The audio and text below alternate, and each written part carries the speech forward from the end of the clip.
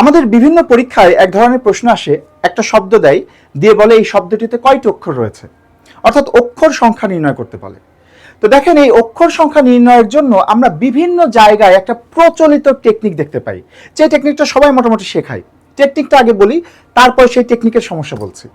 টেকনিকটা হচ্ছে এরকম যে কোনো শব্দের অক্ষর সংখ্যা নির্ণয় করতে হলে কি করবেন, ওই শব্দটাকে বাংলিশে লিখবেন। বাংলিশে লিখবেন মানে কি, মানে ওই যে আমরা একটা বাংলা শব্দকে ইংরেজি বর্ণ দিয়ে লিখি না এসএমএস এর মধ্যে, ওই রকম বাংলিশে লিখবেন। লিখে দেখবেন সেখানে কয়েকটি ভাওয়েল আছে। আমি উদাহরণ দিচ্ছি, মনে করেন বলা হলো নদ, এই শব্দটিতে কয়টি অক্ষর আছে, তাহলে কি করবেন, এটাকে বাংলিশে লিখবেন। বাংলিশে লিখলে কি হবে, NOD, নদ। তো বাংলিশে লেখার পরে দেখবেন ওখানে কয়টি ভাওয়েল আছে, তো এখানে একটি ভাওয়েল আছে, তার মানে এখানে একটি অক্ষর।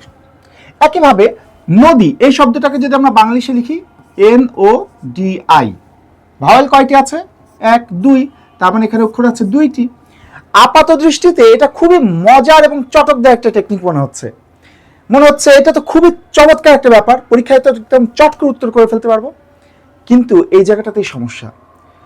টেকনিক খুবই ভালো জিনিস, কি কারণে, কারণ আমরা যখন কোনো প্রতিযোগিতামূলক পরীক্ষার প্রস্তুতি নিই, অনেকগুলো সাবজেক্টের অনেক টপিক পড়তে হয়, এত কিছু মাথায় রাখতে গেলে গদ বাঁধা মুখস্থ করে সেটা সম্ভব না। অনেক ক্ষেত্রে আমাদের টেকনিক অ্যাপ্লাই করতে হয়। তবে টেকনিকের ক্ষেত্রে একটা জিনিস সবসময় মনে রাখতে হবে, টেকনিক দুই রকম হয়। একটা হচ্ছে স্টুডেন্টকে কনভিন্স করার টেকনিক, যে আমি এমন একটা টেকনিক দেখাবো স্টুডেন্ট আমার প্রতি খুব খুশি হয়ে যাবে। আর একটা হচ্ছে বাস্তবসম্মত টেকনিক, যেটা অ্যাকচুয়ালি পরীক্ষায় কাজে লাগবে।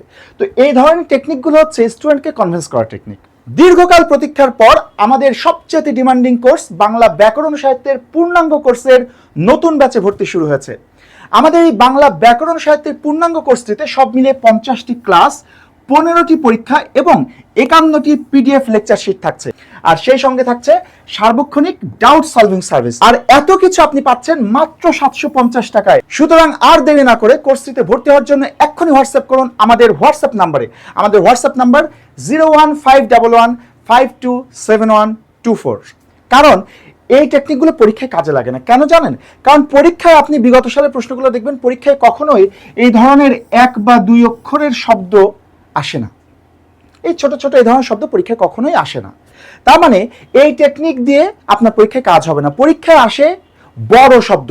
একটা এক্সাম্পল দিই, কিছুদিন আগে প্রশ্ন আসলো যে অনুবীক্ষণ শব্দটিতে কয়টি অক্ষর আছে, অনুবীক্ষণ।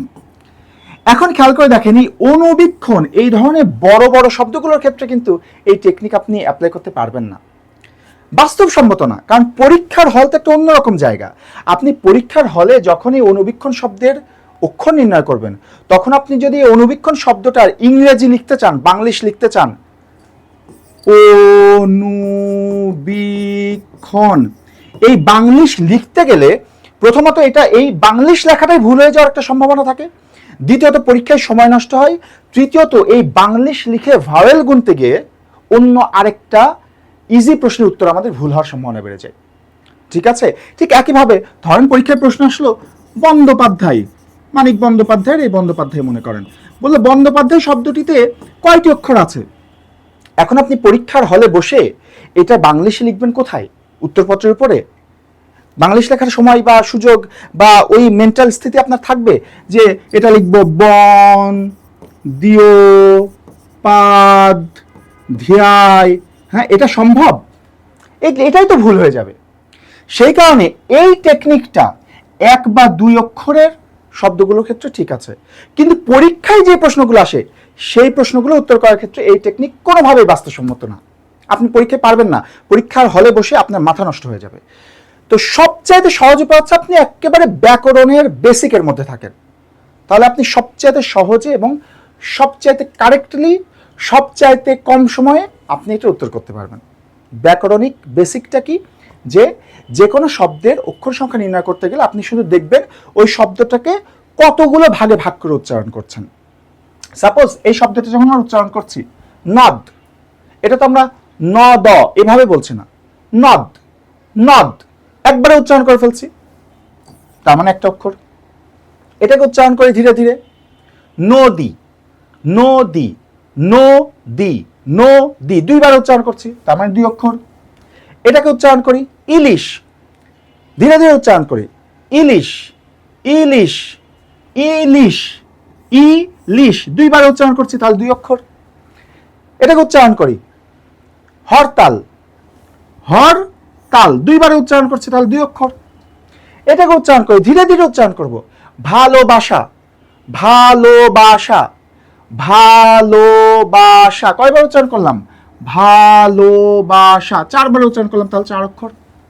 অনুবীক্ষণ, এই সব দরকারই তো নাই, আপনি জাস্ট উচ্চারণ করেন অনুবীক্ষণ, অনুবীক্ষণ, কয়বার উচ্চারণ করলাম? অনুবীক্ষণ, 4বার উচ্চারণ করলাম তো 4টে অক্ষর।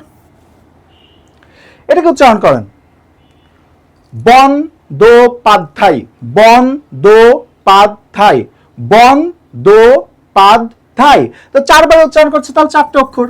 আপনার এই সময় যাওয়ার তো কোনো প্রয়োজনই নাই। কথা কি বোঝা গেল? সেই কারণে সবসময় টেকনিকের ক্ষেত্রে একটা জিনিস মনে রাখবেন, টেকনিকটা অবশ্যই পরীক্ষার হলে বসে অ্যাপ্লাই করার উপযোগী হতে হবে, নাহলে সেই টেকনিকটা আপনাকে বিপদে ফেলতে পারে।